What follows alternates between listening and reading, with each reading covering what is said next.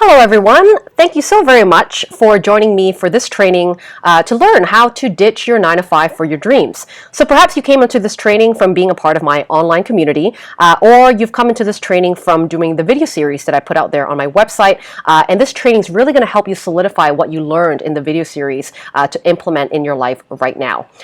So before we start into the training, I wanted to share a little bit about myself so that if you don't know who I am, you kind of know why you're here and why I'm the person to help you with this transition from your 9 to 5. So welcome. So I wanted to introduce myself. I'm Lydia. I'm the founder of Screw the Cubicle, and I'm the escape coach for talented corporate prisoners that are looking to create a career and life that lights them up. So I work with people, usually still in corporate, that are talented, and they are great at the experiences that they've had so far, and they've climbed that corporate ladder, but it isn't an experience that they want to have anymore. They might be feeling an urge to do something more creative for their lives, to utilize their skills to work for themselves, but either way, really to get the courage and the guts to be able to leave the 9 to 5. So I help people really create meaningful careers by laser focusing on what you do best, because you might have tons of skills and strengths that you have accumulated in your resume, in your corporate life, in the few years that you've been alive. But we want to really focus on what you do best and what you love to do, right? And what is going to be more fun and ease for you to do rather than doing skills that you might be good at doing but don't want to do anymore. So ultimately, I want people to be proud of the impact that their work is making. So a lot of my work is to do with meaning, how their work translates to the world of helping the people that they want to help and doing the types of work that brings joy to their lives. And also ultimately to get paid, right, to do what you love to do, because you do have to replace your corporate income. You do have to make a living. So part of that is that combination of meaning, purpose, but as well as practical financial gain and being rewarded for the work that you put out there. So in the last 3 years, I've spent my time teaching people how to quit the jobs that are really crushing their souls, really discover their hidden talents, and make money doing something they love. So I've helped people start mobile careers from about over 3 continents, and I do this through one-on-one coaching. I've done them through workshops, virtual and physical, my online courses, and retreats for people who visit me around the world as well. So why are you here? Well, you're probably someone that wants to get confident, right? You want to feel confident that taking the leap out of your 9 to 5 is not this faraway dream. It's something that's very possible for you. So how I usually love to talk about possibility is not just sharing my own story, but sharing inspiration from real people that I've met along the way, my clients. In the last 3 to 4 years that I've been out of corporate myself, I've met some amazing people doing really alternative, unconventional ways to make money and live their lives. So I'm going to be sharing with you today real stories of people who have done what you are now dreaming to do. And part of this training really is to help you learn how work is actually changing from the conventional route to a different direction that allows more personal freedom, allows more time and flexibility in your days, and how you can start to jump on that train and learn what you may have to do in order to make it all happen for you.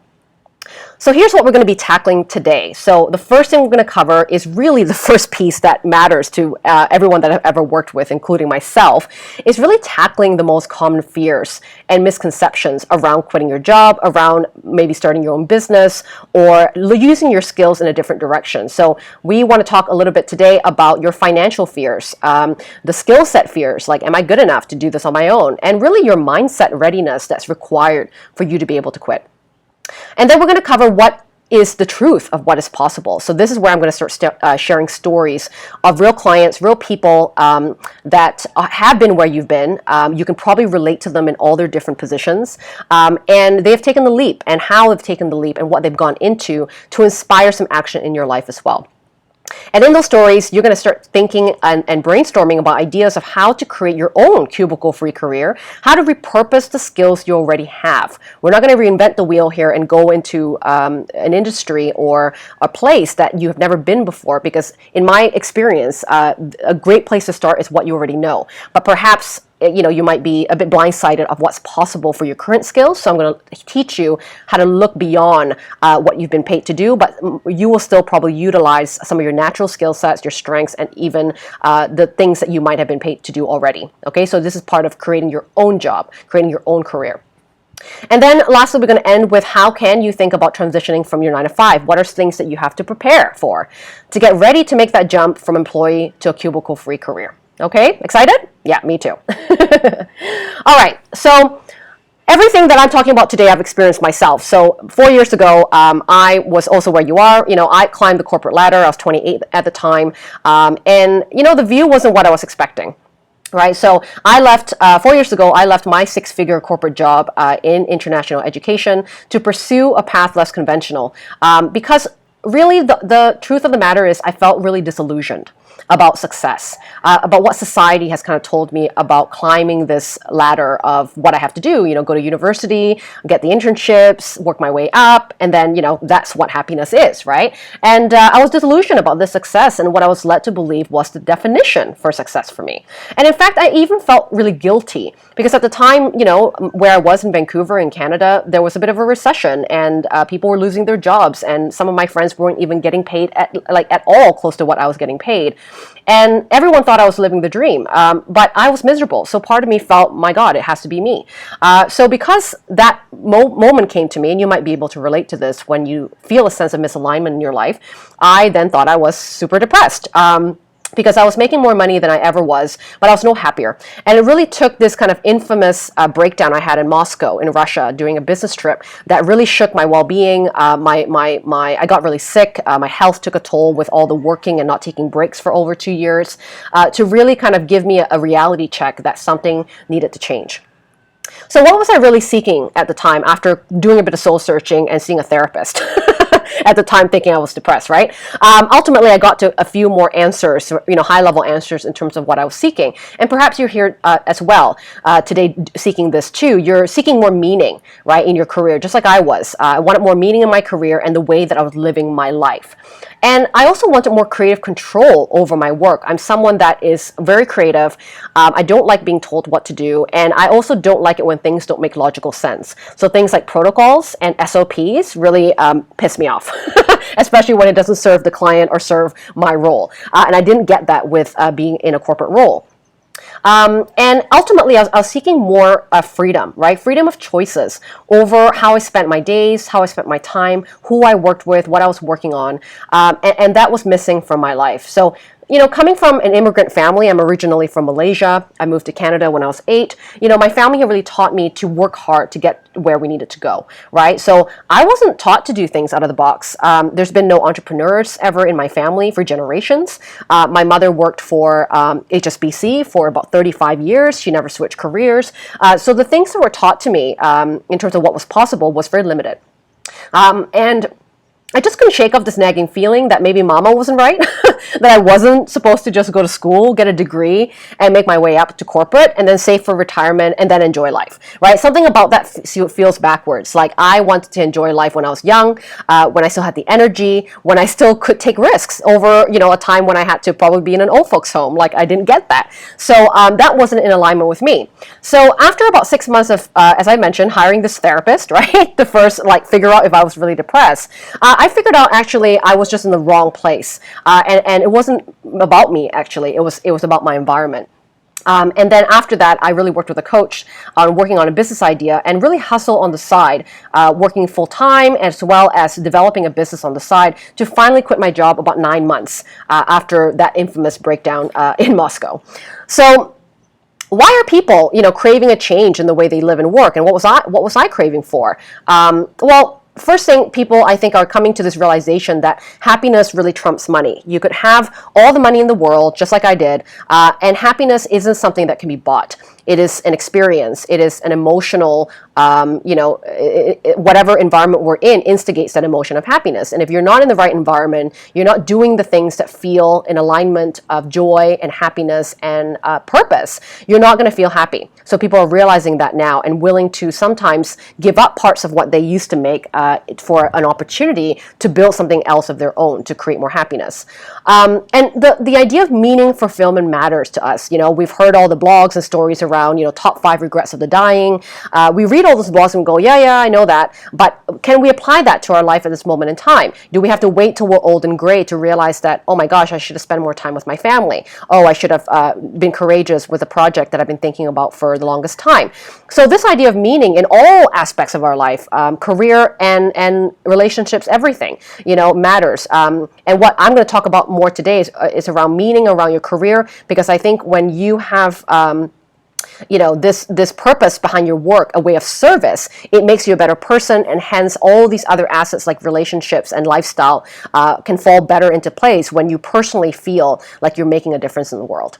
And the last thing I think people are craving is like, having a bit more control over their earning potential, right? And really the old notion of job security just isn't real anymore. We hear all the stories around people getting laid off, companies going down, and sometimes younger people replacing you, right? And that can always really happen.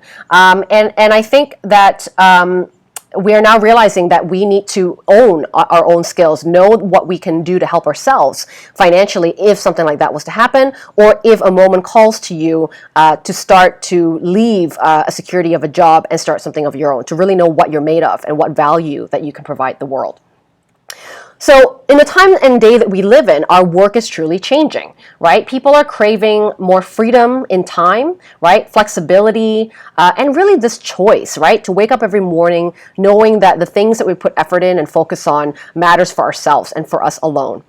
So meaningful work and a desire to do meaningful work that feels fulfilling really trumps a heftier paycheck these days. So people are willing to trade what they might have been earning for the longest time because it wasn't getting them the fulfillment and satisfaction they require, and they're willing to take a bigger risk to create something on their own.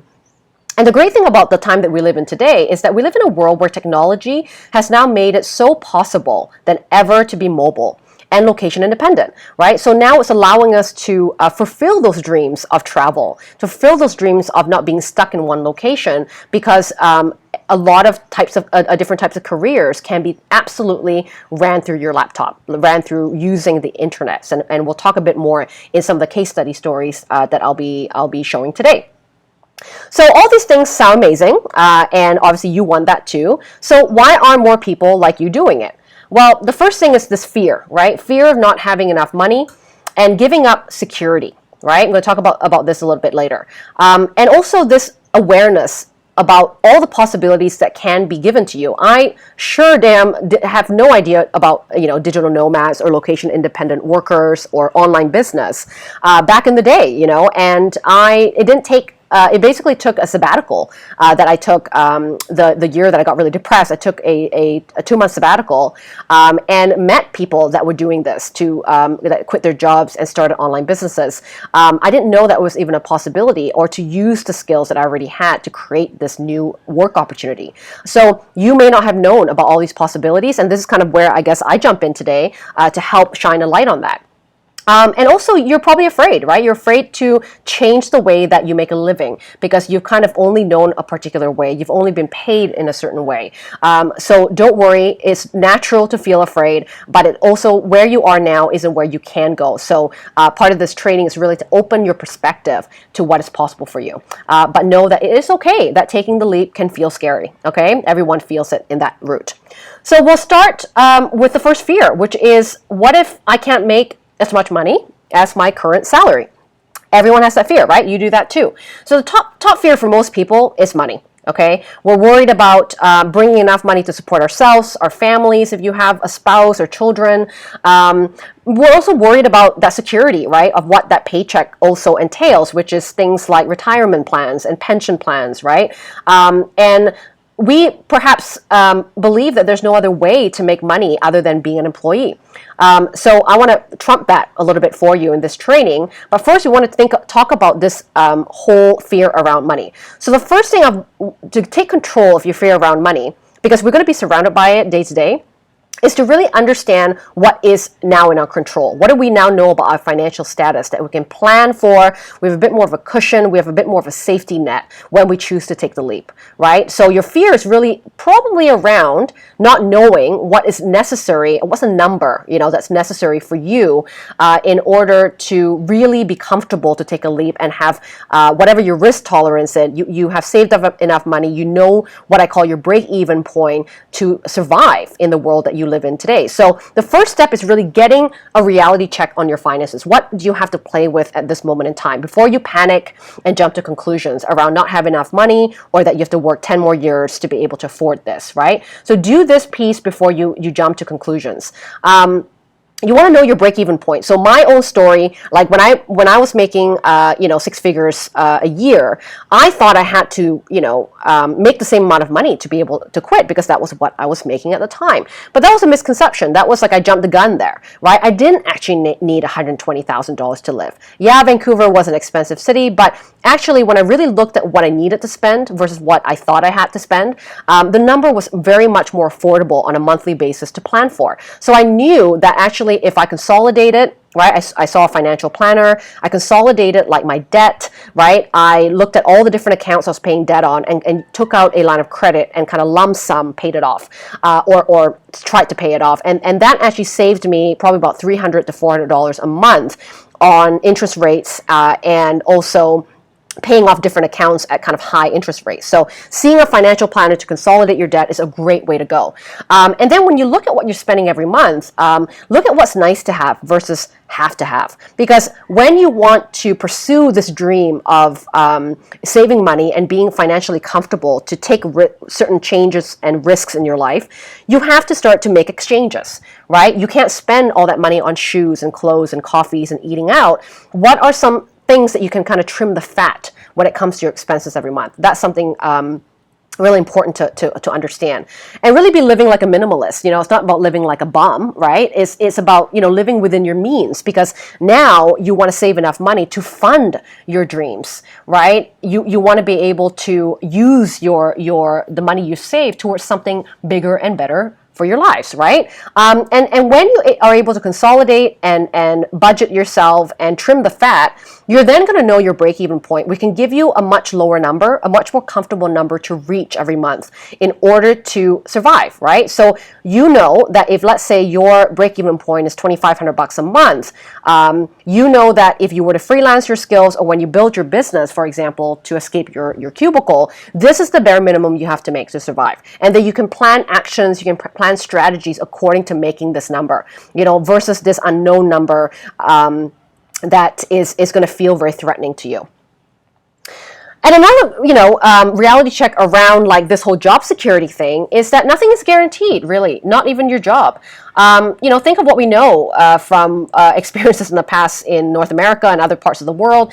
We know that people get laid off. We know there's recessions. We know there's outsourcing of positions. Even my mother, who was working 35 years in HSBC, was shaking in her pants when they were outsourcing a lot of the work to India, right? They needed to cut, the HSBC had to cut their expenses too, and she was kind of scared for her job, right? And so nothing is really guaranteed.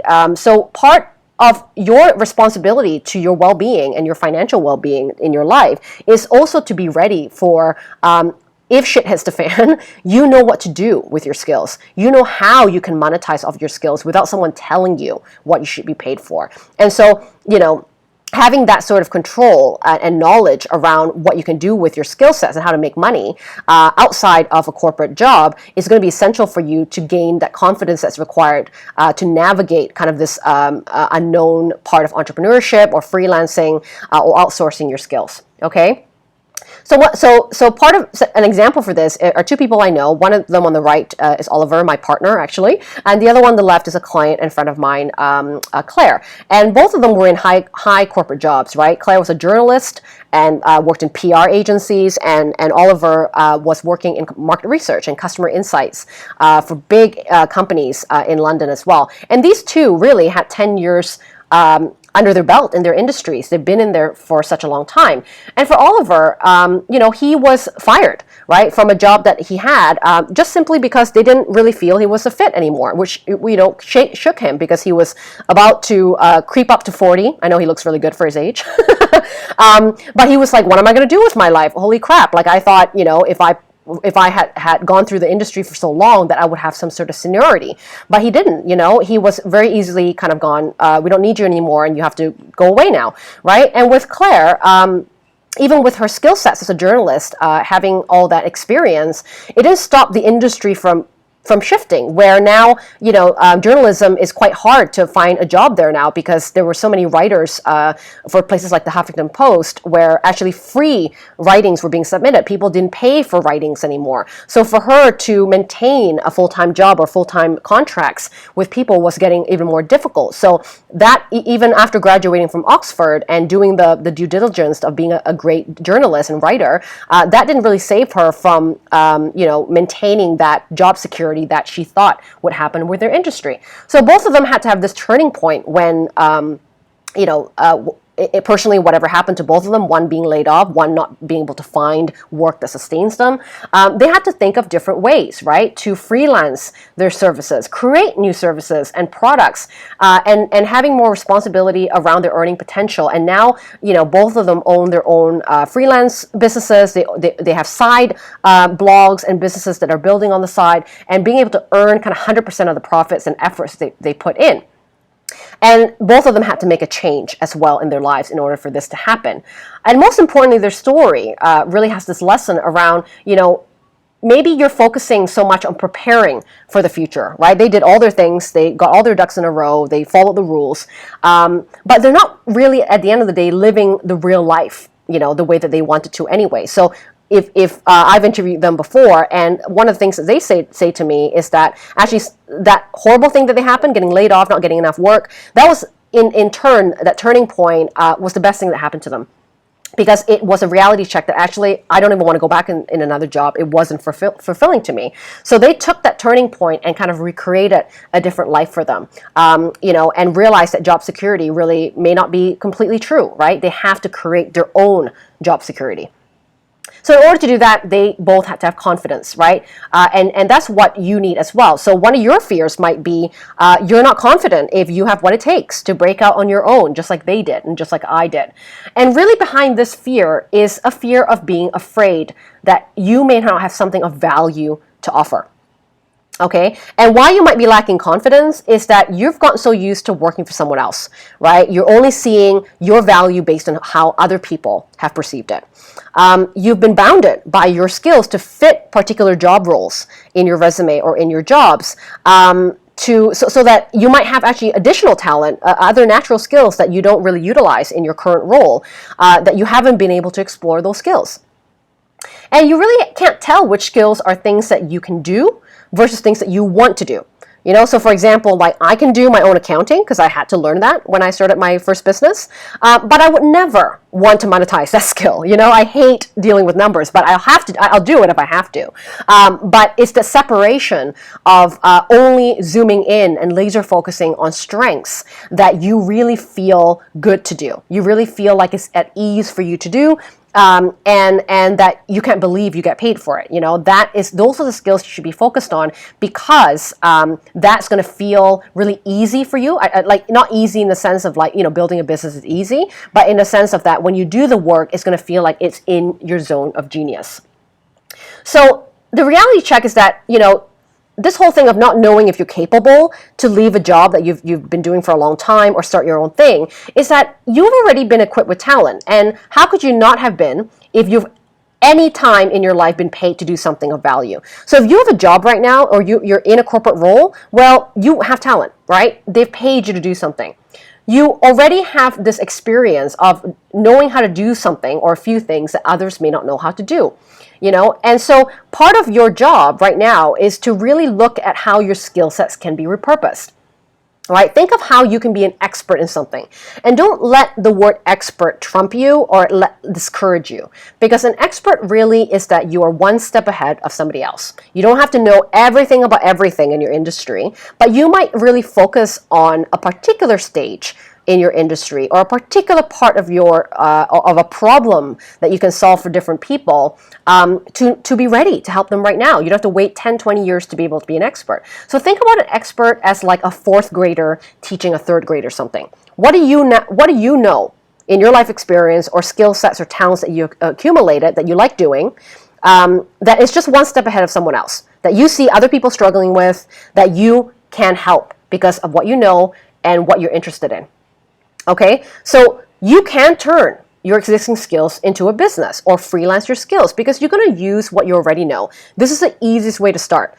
with determining what you can develop, what you can create out of your cubicle role, right? You need to basically be looking at different ways of looking at your skills and your natural ability to create a new career. And when you focus on work that feels good, right, feels that you're interested in, you're curious about, you're passionate about, you can start to love the work. So like one of the things that I always talk about, to not disregard is that sometimes you may actually really hate your job right now or hate your past resume. And that might be due to you working for people you don't like. So like I knew that my old job, there was an ethics problem. Like I didn't agree with a lot of stuff my boss wanted me to do, but it wasn't that I hated what I was doing. I just hated who I was doing it for. I hated the message perhaps that company represented, but how I was doing my work, the value that I was putting out there was actually not a bad thing for me, but it got tainted by people that I worked for, right? So if I completely gave up everything I knew and started from scratch, I may be doing myself a disservice and other people a disservice by not utilizing actually some of the strengths that I've been paid to do before. All right, so that's one thing that I want to remind you about. So all this fear that's coming from earning, fear of money, fear of not being capable, partly I think is also because people aren't really aware of the possibilities of what can be done online, for example, or what can be done freelance in a freelance basis.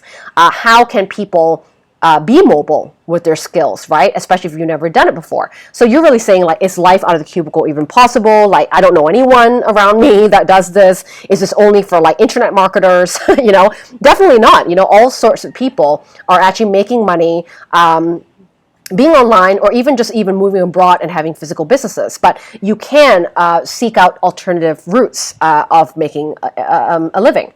So I want to start by telling you a few stories so that you can see different possibilities, see different ways that people are monetizing their skills online. So the first person I want you to meet is Hayley. Hayley's from Sydney. She's Australian, and she used to work with a big marketing agency. So she used to be a marketing professional specializing in events. She worked at the Opera House in Sydney. So she was like years. Her whole family has been in PR and marketing, and this is what she knew for a decade. Doing what she was doing. And Hayley's story really started in her turning point was first on her own dissatisfaction with the job, but also everybody in her company were getting laid off very quickly. And she knew that her time was coming because that company was, starting to go under, right? So she decided to really take that opportunity to figure out what are some of the things that she wanted to do that was beyond marketing. And one of the things that Hayley really loved doing was writing. And she thought this kind of crazy idea, what if I was ever paid to just write and review people's stories? Because she loved stories, she particularly loved romance stories, and she thought, is there even a role where people would pay me to like read the romance novels and give them feedback? She didn't have any professional experience in editing, but she really wanted to test it out. And long story short, Hayley took matters into her own hands and started to experiment with her skills, not giving up her complete career, not say, okay, I'm just going to invest everything into a new business, but just experimenting with this thought that could someone pay me to edit romance novels. So she went onto Fiverr, right? Fiverr.com, which is a website to pay $5 for a particular task. And she just said, you know what? I'm just going to charge $5 to read a 1,000-page manuscript around romance. Well, are there any takers? And surprisingly enough, there were people. She was in such a niche, and people were actually really seeking editors, short, like these short manuscripts to get edited and feedback on. That she actually started to not a lot of money in the beginning, $5 for 1,000 words, but then it all of a sudden slowly became somewhat of an income. And she thought, okay, so now I can actually just do this as an introductory piece, and then lead people who pay the $5 to a bigger package, bigger service that I could provide for them. And so Hayley, 3 years ago, quit her job as that marketing professional. She moved over to Bali. Now she's living in Mexico, and then I think right now she's in Vancouver, where she does this for a living virtually. She literally sits in her underpants in bed, writing and editing, for people that have never met her in real life. And she does all her sessions on Skype, and has way bigger projects than she ever anticipated from the beginning of time. So you can check her out at katehogan.com. Kate Hogan is her pen name. So this is an example of a service, a way of a switch of service, experimenting with skills and seeing where it can lead before kind of jumping the gun to create a full business from scratch. Okay, so Haley's story is one that I really love to talk about. And the second story is a woman named Diane. Diane's from Perth, but she had a career over in the UK. So she was in academia, and she was an academic instructor in a university in the UK. So that was all she knew, because that was where her career took her for almost 10 years.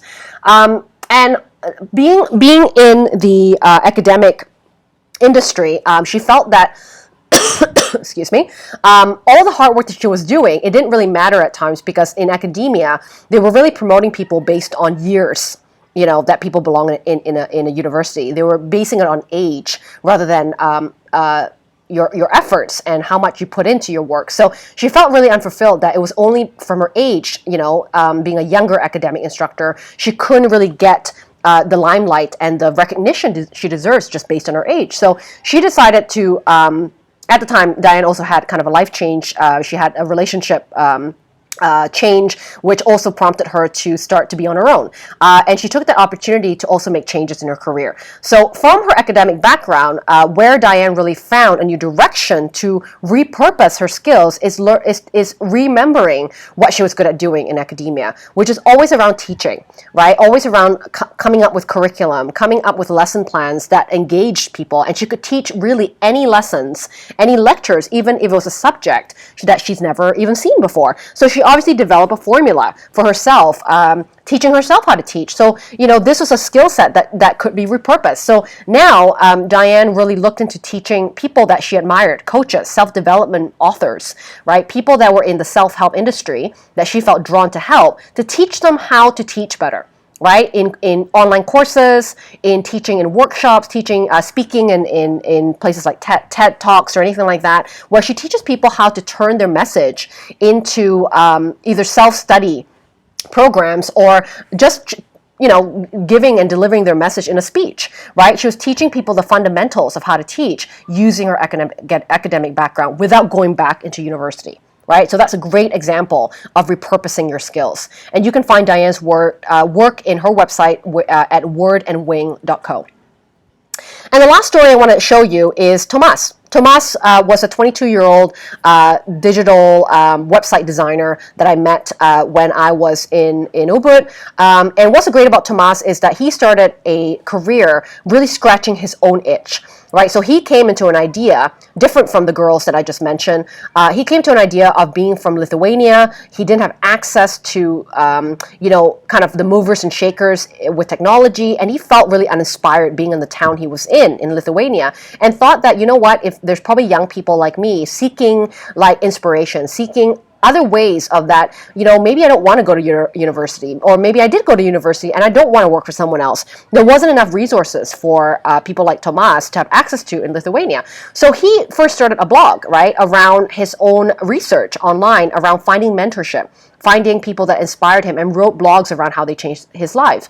And he started to market his skill sets of web designer, online, to be able to experiment again with, can he get clients? Can he build websites without being physically there? So he started going on Upwork.com and Freelancer.com and outsourcing his skills. And then that turned into his own business. So he decided, well, I could maybe create more of a digital agency versus just being a web designer. And he fell in love with teaching people stuff he's learned. So now Tomas owns an online magazine where he's a founder and instructor for helping web designers turn into entrepreneurs, right? So instead of just like project by project, he's teaching people how to build a business, young people how to turn their web design skills from being a one-trick pony into kind of a digital strategist, right? And looking at their work as a business versus this trade for dollars for hours, because that was the pain that Tomas himself went through. So this is a great example of scratching your own itch, scratching a frustration and pain that you may feel for yourself and turning it into a business idea, turning into how you help other people where you are, right? So that's another great way of looking at alternative ways of career that you can create on your own. And all three of these examples, got them to where they needed to go in alternative routes, right? They kind of picked alternative ways of expressing their skill sets based on different motivations, right? So as you remember, Haley she completely jumped to a new career, but she did it with experimentation first, right? And testing the market, testing if she even loves to do it before jumping the gun and spending a lot of investment in creating something. Diane was repurposing of skills, not starting onto, not going into a new industry, really just reusing what she knew how to do and finding a new audience, finding new people to help that wasn't in the academic world. And then Tomas really solved his own problem, solved his own pain and created a business idea and a freelance idea based on solving his own personal pain points. Okay? So those are some examples of how you can turn your talents into different careers. And lastly, about fear, you might have fear number 3, which is you're afraid to make a change into how you make a living. And trust me, all those 3 people, including myself, had this fear, right? Can I really make a living doing what I love? But as I showed you there, there are different ways to learn how to get paid, right? As I mentioned, we live in an amazing time where technology allows us to sell our services online, right? Before, no one would ever have paid me to coach with me online because they needed to probably come to an office. But nowadays, this is a normal thing, People actually don't mind paying for services online. They actually like it. Our lives are so online these days with social media and whatever else that are the platforms we belong in. So hiring people virtually, hiring people in an online based platform is absolutely normal. So you can start thinking about how your skill sets can translate into services. Could you do some consultation in what you currently do for work and in a one-on-one format with clients that you can find online? Are you a great trainer? Have you done that in the past, or you feel that you're great at kind of breaking things down for people, and that you could actually repurpose your skills to train people? Could be groups of people, could be training a large amount of people in physical or virtual workshops, perhaps. What do you know that you can teach people and be able to hold a room, right, or hold the space for people that want to learn what you can teach? And the third thing to consider is courses. People love self-guided teachings nowadays without you being physically there or you being with them live. So how can you teach people through a course? You're listening to me here right now without me being in your home, but you're learning something, right? So technology has really advanced to be able to support how we deliver our work. How do we deliver our talents to a much bigger global market than just where we are, right? So that's definitely a huge reality check for most people. So when you think about your career, when you think about what you can create, what kind of job you can create for yourself that's out of the cubicle, think about this when you brainstorm, right? Which skills do you actually want to utilize? So this sort of skills inventory of what do you want to keep, what do you feel great to do, and what are some other skills that you may have used to do but you don't want to do again, right? So focus on the ones that you actually love doing. A big question is, what problems can you solve using these skills and your talents? What problems have you already been seeing around you that you can actually be helping solve and create a business or a freelance career or any sort of cubicle-free career to help solve this problem? Just like Tomas, right? Who are you drawn to help and why? Are there people that you see in the world that you just feel kind of called to help them do something? You're drawn to women, you're drawn to parents, you're drawn to, people that are divorced and want to find themselves again. What are, some people in your life that you're always kind of attracted to or always have been attracted to you to ask for help and for your support in? What clues can that give you into your talents? And what type of business model and work style work with you, right? What resonates with you the most? How do you want to work? Are you better with lots of people around you, right? So do you still crave a physical work environment? Do you want a bit of both? Do you like developing content and then recording them and not having to do them live all the time? So maybe you're more of a course creator, you're more of a content creator to deliver your work. How do you want to do it? So think about the business models based on my examples that I've given you. Think of what other examples of people that you may have met, around the internet, or people you met physically that are doing the type of business model or freelance career that you most admire. And how can you model that? Okay, that would be a great way to start. So the last thing I want to talk about for this training is kind of more practical stuff about your life. Okay, so we learned a little bit about fears. We talked about the whole awareness around your repurposing of your skill sets to create a job for yourself. But then what about your life? How do you prepare for this transition? Because with change comes all the other changes that we have to implement in our lives, to get where we want to go. So these are actually it's not top 4, that's a bit of a typo there, it's top 3. Top 3 things to prepare for your transition. And so these are the top 3 things that I had to go through and coachings that I've done with my clients as well. But the first part that we want to go through is financials. We already talked about money being the biggest fear, so we want to tackle this first. So in order for you not to be fearful of money, and in order to get yourself financially prepared to take the leap, whether it's 3 months from now, 6 months from now, even a year from now, we need to kind of know what that break-even point that I mentioned is, right? So review your financial status and your non-negotiable expenses, right? What are those things? What can you trim? Really know the real number in order for you to feel that you can create the right actions and strategies to meet that number. Okay. What do you need as a savings plan, right? What is your number after consolidation, and how much can you save every month from being able to have a little bit of flexibility after you consolidate or cut back your spending?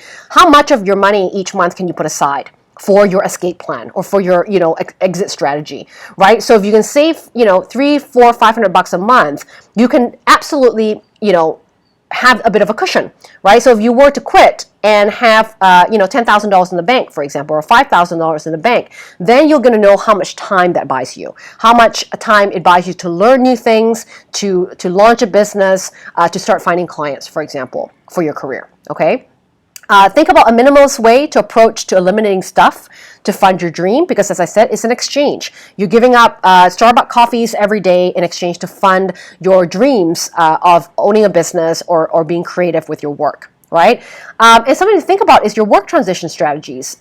So you might do what I did, where I actually freelance my skills while I was in my full-time job, and go onto places like Upwork.com and trial finding clients online before you quit your job. You might consider taking on, asking your friends and family that you are now available for part-time work, and where can you lend your skills to them and get paid on the side as a side hustle as you work a full-time job. It might also be negotiations with your boss right now. So if you think that this is something that you want to do, one of the things that I did about 3 months before I was quitting was negotiate with my boss to actually work from home certain days of the week to prepare myself for like mobile working. But also I kind of in a way told them that I was about to do my own thing, but instead of literally just quitting, I was willing to work part-time hours for them while they transitioned into replacing me, and I was going to be a contractor now. So that might be an option for you. It's not for everybody, but that's some work transition things to think about to ease yourself into working full-time for yourself, if that's where you want to go. The second thing to prepare for your transition is your relationships. So this may mean that if you're in a family, you have kids, you have a spouse, you have a boyfriend, it could even be your parents, it could be just your friends. These people are important people in your life that you need to start to tell them about your dreams and your plan. Honestly, keeping it to yourself and keeping mum about this whole urge to leave and build a different life, if you keep it to yourself, it's never going to feel real.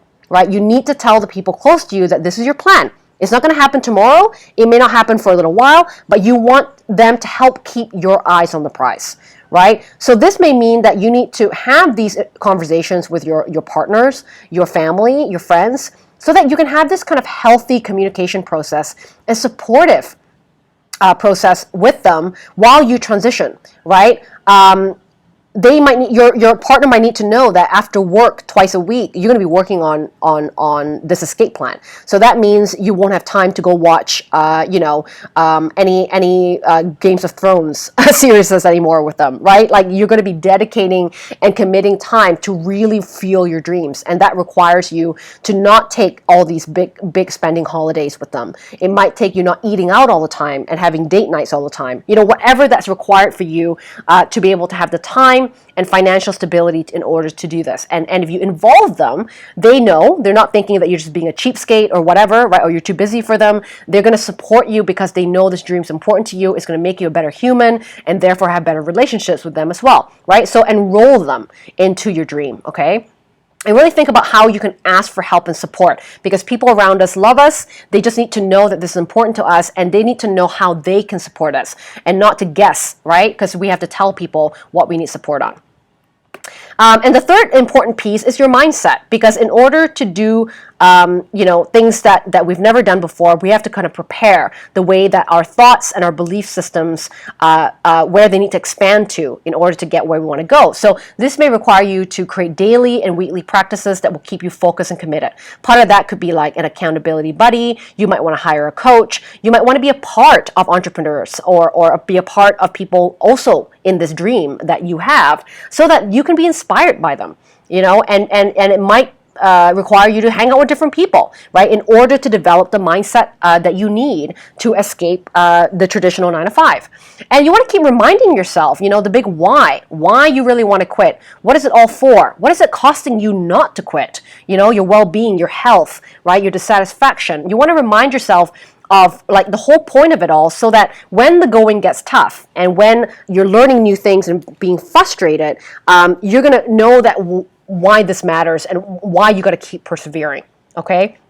And your mindset needs to be expanded by feeding your brain new evidence of what's possible. So you want to be able to expand your knowledge and your life lenses to fill your brain with what you rather see and learn, right? With real examples of what's happened for other people. That's a great way to kind of know, hey, maybe it can be for me too, is to talk to people that have escaped their cubicle, to be a part of communities that don't think you're nuts and crazy for wanting to give up a high level corporate job and do this risky thing of leaving.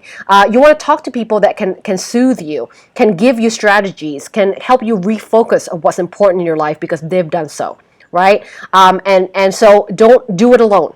Right? Your mindset requires you to ask for help, ask for support until your brain can be a little bit more confident in doing it on your own. Okay?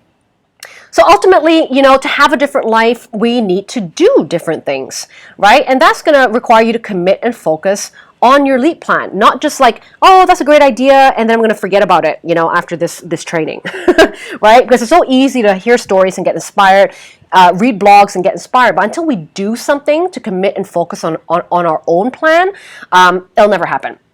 So to get the courage and guts that you require to take the leap, well, it's going to require you to get clear on why you want the life that's different than the one you currently have, why it matters so much for you to make the change, as I mentioned, and really know the right actions that are really necessary for your life to take for your own unique situation. And everyone will be different, but you do have to commit and focus on your goals. So starting right now, to dig deeper into what is really the thing that you have to do to get confident in moving the first step to take the leap, right? So coming onto this webinar is already kind of a first step, because you're asking the questions that need to be answered, right? On like, what do I do next, right? So start digging deeper into what is required for you. If you don't know, it might be mentors, it might be people you might reach out to help you kind of get the answers that you need in order to exit your 9 to 5 job. And having accountability is important to your dream, to achieving it, because when your dreams become your most important thing, and it's going to be your most important thing, it's like maintaining your health, going to the gym, your family, right? Those are all top of your list, right, of things that are non-negotiable. Your dreams have to be in that space as well, so that you can actually put a priority to it every single week, every single day, to keep focused on it, so that you don't lose track of your dreams, because that can very easily happen when life passes you by. And when it's the most important thing in your life, you're going to start carving out the steps to reach your milestones. You're going to know what it has to happen, because your focus and attention will be on it. So the question for you now is this, right? Are you finally ready to take the first steps to dream and plan your transition from corporate to a cubicle-free life. And then take the right actions to make it happen, right? Actions create momentum. Actions changes our reality. So if you are, I've created something that's really designed just for you in the stage that you're currently in. So my Jumpstart program, Take the Leap, is a 30-day roadmap to help you to transition from your 9-to-5 life to making the jump to a new path, doing something really amazing and extraordinary with your life. And so what Take the Leap is, it not only is it a 30-day program, but it's these kind of bite-sized 8 lessons that I've personally curated for you to help guide you to create your own roadmap. So it is a guiding system, but you really ultimately create your own plan. It's not a paint by numbers thing, but it's going to ask you the right question. It's going to help you plan out your transition based on the work that I've done in the last 4 years with my own clients, including my life. Because in order for you to do what it takes to change your life, you actually need to plan and implement actions that feel right for you, right? For you to make that change. So in 30 days, you'll basically be receiving 2 lesson prompts a week, which includes a 3-minute video for each lesson. Very bite-sized, very doable. And there's going to be actionable pieces that is going to allow you to move forward with your plan and your goals that are going to be structured in these 8 different lessons, okay? And all of this is going to lead you to prepare yourself and your life in order for you to quit. So there will be 3 days in between each lesson each week so that it keeps it gives you time really to reflect and make these bite-sized actions happen, and this will absolutely keep you accountable, okay? So if this calls to you today, simply click on the link or the button below this video training to take a sneak peek at the course, and you can find out a little bit more about all the individual lessons. And I think this is absolutely going to be the ticket to help you really turn what is a dream and an idea into really a reality of what you can do today to quit your job and prepare for your new life. So I want to thank you so very much for taking the time to learn how you can make your dreams to take the leap of reality. Change can feel daunting, but know that you're never alone, that everybody has been where you are. So there are people out there just like you who are striving for their dreams or this of personal freedom. So we can help and support and inspire each other. And so if you're not part of my free community that I hold on Facebook called The Unconventionalists, on this page, after you've done this training, you can scroll all the way to the bottom. And that's really going to take you to the link to join the Unconventionalists so that you can get support and be around like-minded people just like you to inspire you along the way. So thank you again for joining me for this training. And here is to your own definition of freedom and having the guts to create a life and career that is meaningful and fulfilling to you.